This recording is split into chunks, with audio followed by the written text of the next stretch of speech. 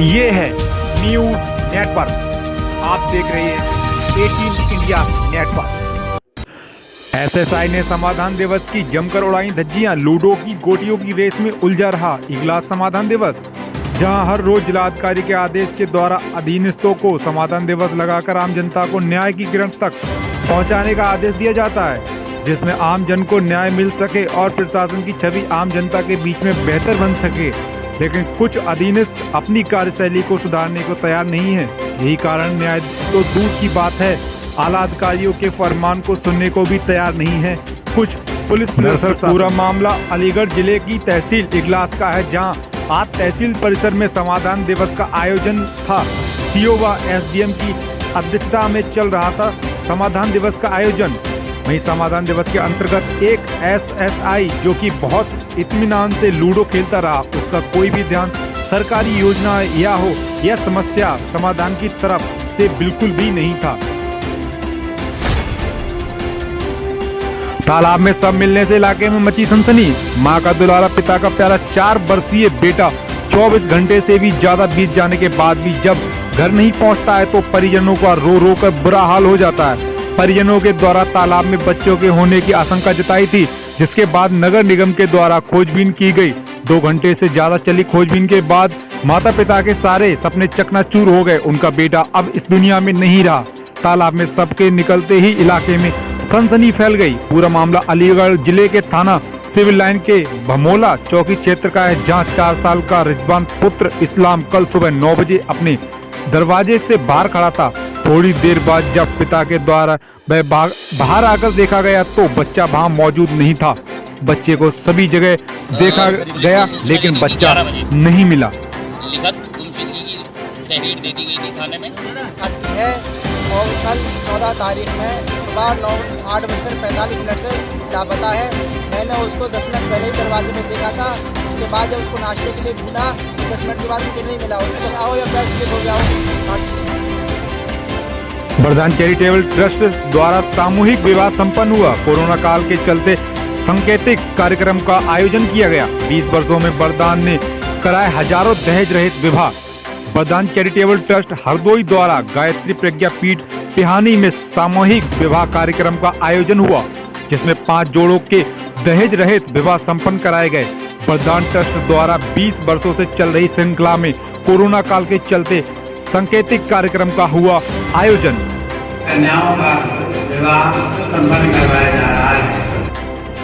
मुजरिया से बिलसी जा रहे लगभग आधा दर्जन ट्राला गन्ने से लदे हुए ट्राला पलटने से एक किसान की मौत। मुजरिया से बिलसी की ओर गन्ने से भरे आधा दर्जन ट्राला जा रहा था। मिस्रीपुर मुकैया पर स्कूल के सामने जाकर अचानक लगभग 7:30 बजे ट्राला पलट जाने से खेत से घर की ओर लौट रहे एक किसान की दबकर मौत हो जाती है, जबकि पीआरबी 112 ने जेसीबी मंगवाकर ट्रैक्टर ट्राली खाली कराकर भिजवा दिया।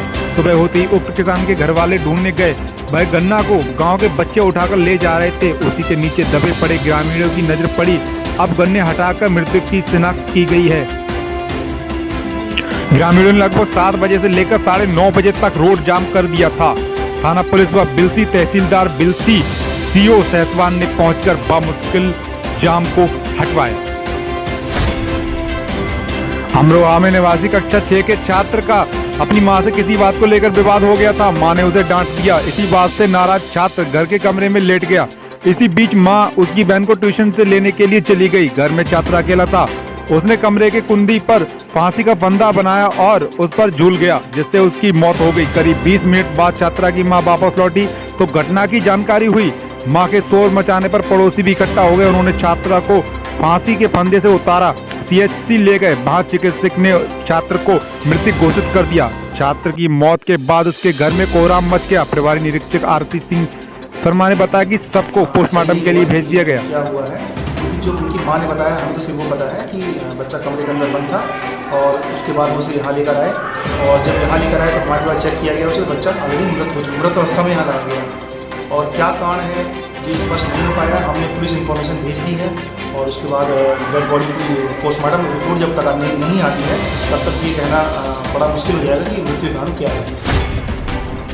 वाराणसी में नए कृषि कानून को लेकर जहां एक तरफ दिल्ली के बॉर्डर पर किसान कानून को वापस लेने की मांग को लेकर पिछले कई दिनों से आंदोलन कर रहे हैं, तो वहीं सरकार भी अब नए कृषि कानून को किसानों के हित में बताते हुए किसानों के बीच जाकर उसका प्रचार प्रसार कर रही है। इसी कड़ी में आज प्रधानमंत्री नरेंद्र मोदी के संसदीय क्षेत्र वाराणसी में उत्तर प्रदेश के डिप्टी सीएम केशव प्रसाद मौर्य पहुंचे।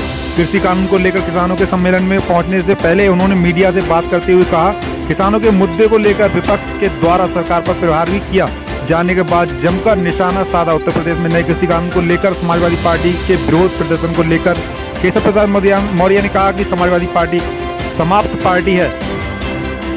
विरोधी दल किसानों के कंधे का इस्तेमाल करके सरकार पर प्रहार करने का रास्ता खोज रहे हैं। ये जब सत्ता में थे समर्थन करते थे, आज जब सरकार ने निर्णय लिया है जिससे किसान की खुशहाली सुनिश्चित है, उसका विरोध। जहां एक और शासन की ओर तमाम तरह की योजनाएं आम जनता को उपलब्ध कराई जा रही हैं जिससे आम जन का जीवन सुधर जाए, साथ ही आवास योजना से मकान बनवाए जा रहे हैं। वहीं दूसरी ओर परिवार व प्रशासन का हंटर इस तरह चल रहा है जिससे 2 दिन में 2 लोगों की मौत हो गई। एक चिता की आग जब तक ठंडी नहीं हो पाई तब तक दूसरी चिता की तैयारी करने लगे परिजन। बता दें कि पूरा मामला अलीगढ़ के थाना चर्रा क्षेत्र के गांव सिरसा के मजरा सतिया की मड़ैया का है, जहां गांव की राजनीति ने प्रशासन के हंटर को मजबूत करके 2 लोगों की जान लेने पर मजबूर कर दिया। गन्ने की ट्राली पलटने से युवक की दर्दनाक मौत। बता दें कि बिलसीगंज बिजौली मार्ग पर ग्राम मिस्रीपुर मकैया के समीप रात्रि में गन्ने की ट्राली पलटने से एक युवक की दर्दनाक मौत हो गई। बताया जाता है कि राजवीर पुत्र जोधा सिंह ग्राम मिस्रीपुर मकैया का रहने वाला है। नल मिस्त्री किसी दूसरे गांव से नल गाड़कर वापस अपने गांव लौट रहा था। उसी समय रास्ते में गन्ने की ट्राली के समीप आते ही ट्रैक्टर अनियंत्रित होकर पलट गया, जिसमें वह पूर्ण रूप से दब गया। ग्रामवासियों के मुताबिक ट्रैक्टर चालक ने आनन फानन में ट्राली को सीधा कर रात्रि में ही गायब हो गया, जिसकी कोई सूचना नहीं है। सुबह रोड पर गन्ने का ढेर देख ग्रामवासियों ने समीप जाकर देखा तो साइकिल का कुछ हिस्सा दिखाई दिया, जिससे प्रतीत हुआ कि इसमें कोई व्यक्ति दबा हुआ है, जिसकी मौत हो चुकी थी। क्या घटना हुई थी यहाँ रात मतलब ये नलगाड़ के आ रहे थे, नलगाड़ से आ रहे थे, रास्ता में अपनी गाड़ी से थे, ट्रॉला पलटा उसमें ये दब। डीएम एसएसपी ने संपूर्ण समाधान दिवस एटा सदन में सुनी जन समस्याएं। अवैध कब्जे से प्रकरणों में राजस्व व पुलिस टीम द्वारा संयुक्त से प्रभावी कार्रवाई की जाए। जनपद एटा में मंगलवार को कोविड-19 की गाइडलाइन के अनुरूप जनपद की तीनों तहसीलों में संपूर्ण समाधान दिवस का आयोजन किया गया। एसडीएम सुखलाल भारती व वरिष्ठ पुलिस अधीक्षक सुनील कुमार सिंह ने तहसील एटा सदर में आयोजित संपूर्ण समाधान दिवस में जनता की समस्याओं को सुना। डीएम एसएसपी के निर्देश ने कहा कि जनता की समस्याओं का त्वरित गति से पूर्ण गुणवत्ता के साथ निस्तारण किया जाए। जनता की शिकायतों के निस्तारण में किसी भी प्रकार की लापरवाही न बरतते हुए शासन की मनसूब निस्तारण पर जोर दिया जाए। उन्होंने इस दौरान प्रधानमंत्री फसल बीमा योजना के तहत जागरूकता वाहन को हरी झंडी दिखाकर रवाना किया।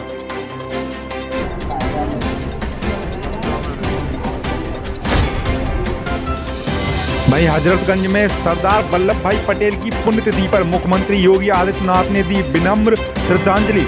हजरतगंज स्थित पटेल प्रतिमा पहुंचे मुख्यमंत्री योगी आदित्यनाथ, प्रतिमा पर माल्यार्पण की दी श्रद्धांजलि। बता दें कि लखनऊ में विदेशी हुकूमतों को यह पता था कि भारत के नागरिक जब तक अलग थलग नहीं होंगे तब तक उन पर राज करना मुश्किल है।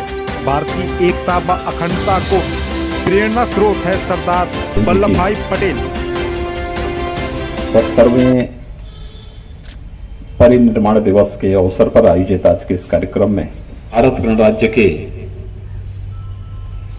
एकता और अखंडता के सूत्रधार लौह पुरुष सरदार वल्लभ भाई पटेल जी को उनकी 70वीं परिनिर्माण दिवस के अवसर पर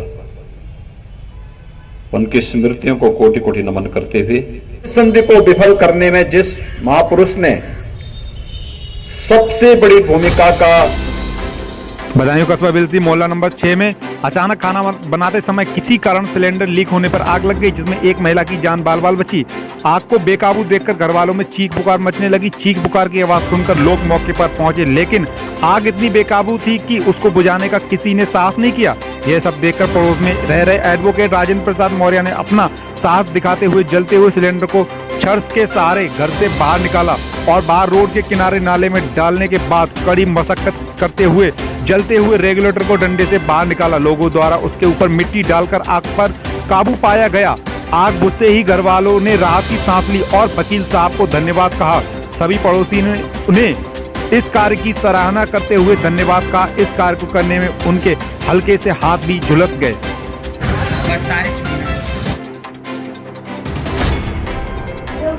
बढ़ती ठंड में चोरों के हौसले बुलंद। वसुंधरा में चोरों ने चटकाए सर्राफा सहित 2 दुकानों के ताले, हजारों का माल किया साफ। मामला जनपद एटा के कस्बा वसुंधरा का है, जहां बीती रात चोरों ने 2 दुकानों के ताले तोड़कर हजारों का माल चोरी कर लिया, जिसमें एक सोनार की दुकान से करीब 2 किलो चांदी व सोना व कुछ नकदी चोरी कर ले गए चोर।